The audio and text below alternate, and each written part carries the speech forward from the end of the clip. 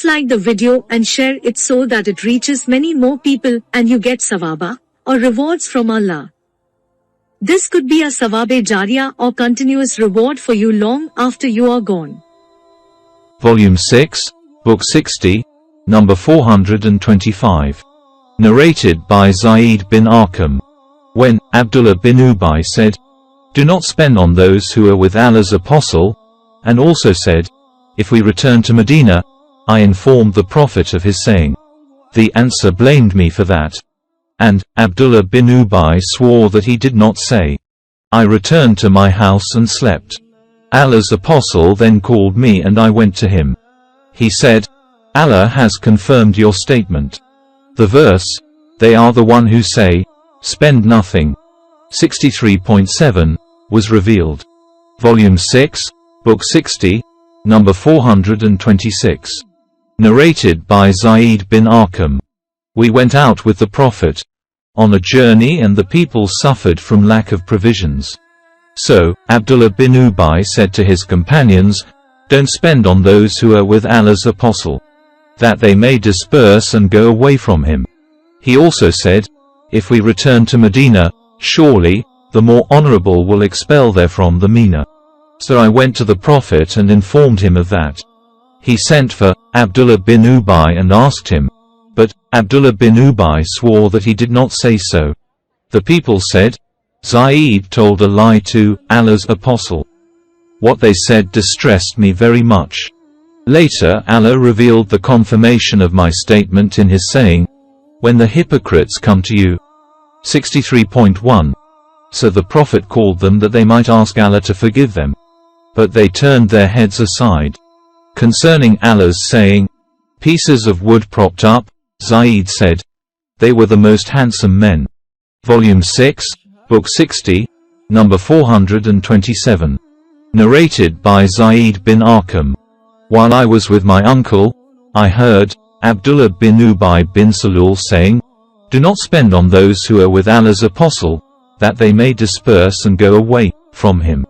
And if we return to Medina, surely, the more honorable will expel therefrom the meaner." I mentioned that to my uncle who, in turn, mentioned it to the Prophet. The Prophet called me and I told him about that. Then he sent for Abdullah bin Ubay and his companions, and they swore that they did not say so. The Prophet disbelieved my statement and believed theirs. I was distressed as I have never been before. And I remained in my house. My uncle said to me, "You just wanted the Prophet to consider you a liar and hate you." Then Allah revealed, "When the hypocrites come to you, they say, 'We bear witness that you are indeed the apostle of Allah,' 63.1. So the Prophet sent for me and recited it and said, "Allah has confirmed your statement."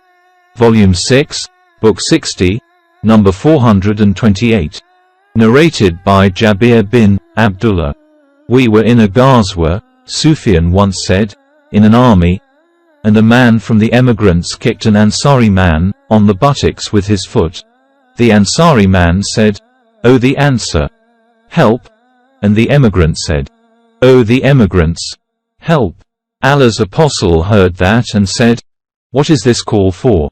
which is characteristic of the period of ignorance. They said, "O Allah's apostle, a man from the emigrants kicked one of the Ansar on the buttocks with his foot."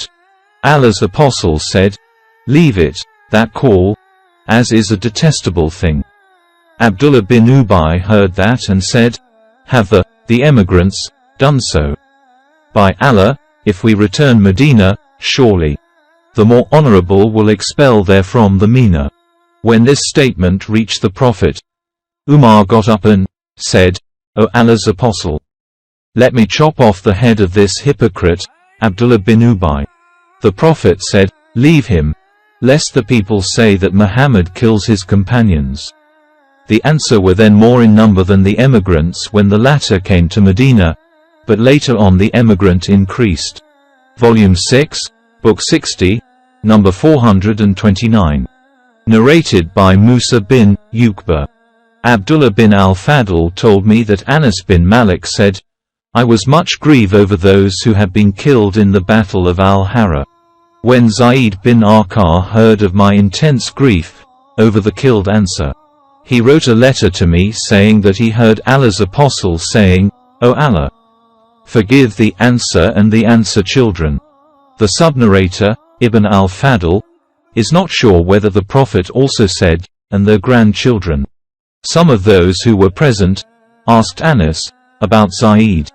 He said, "He, Zayd, is the one about whom Allah's apostle said, he is the one whose sound hearing Allah testified." Volume 6, Book 60, number 430. Narrated by Jabir bin Abdullah. We were in a ghazwa and a man from the emigrants kicked an Ansari on the buttocks with his foot. The Ansari man said, "O the Ansari, help." The emigrant said, "O the emigrants, help." When Allah's apostle heard that, he said, "What is that?" They said, "A man from the emigrants kicked a man from the Ansar on the buttocks his foot." On that the Ansar said, "O the Ansar," and the emigrant said, "O the emigrants." The Prophet said, "Leave it, that call, for it is a detestable thing."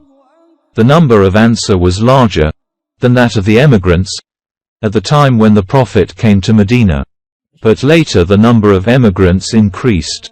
Abdullah bin Ubay said, "Have they, the emigrants, done so? By Allah, if we return to Medina, surely, the more honorable will expel therefrom the meaner." Umar bin al-Khattab said, "O Allah's apostle, let me chop off the head of this hypocrite." The Prophet said, "Leave him, lest the people say Muhammad kills his companions." Volume 6, Book 60, number 431. Narrated by Salim.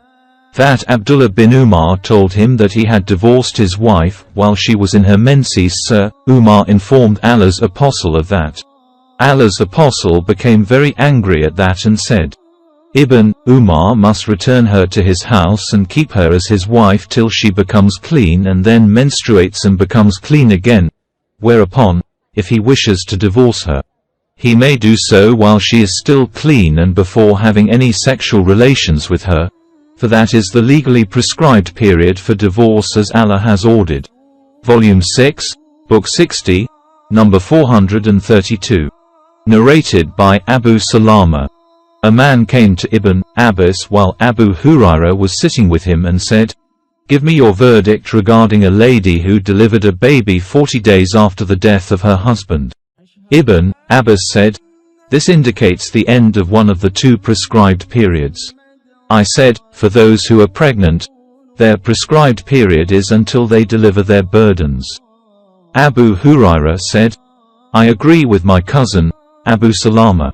Then Ibn Abbas sent his slave, Kurayb, to Salama to ask her regarding this matter. She replied, "The husband of Sabai al-Aslamiyah was killed while she was pregnant, and she delivered a baby 40 days after his death. Then her hand was asked in marriage and Allah's apostle married her to somebody. Abu as-Sanabal was one of those who asked for her hand in marriage." Volume 6, Book 60, number 433. Narrated by Ibn Abbas. If someone says to his wife, "You are unlawful to me," he must make an expiation for his oath. Ibn Abbas added, "There is for you in Allah's apostle an excellent example to follow."